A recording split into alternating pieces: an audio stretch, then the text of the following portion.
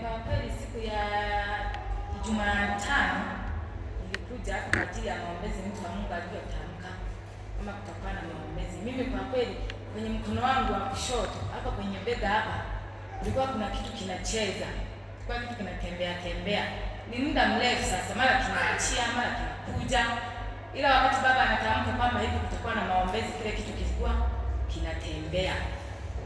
Kwa kweli siku ya jana nilimuona Mungu, niliweza kufunguliwa na mpaka sasa kile kitu sikisikii kwa kinacheza.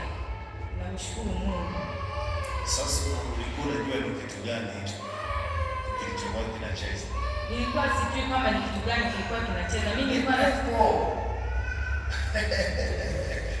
ni pepo hili mimi sina kula bolingo hapo kwenye bega. Sinacheza hapo mapiano. Kwa sababu wewe mwenyewe ulizifungulia mlango.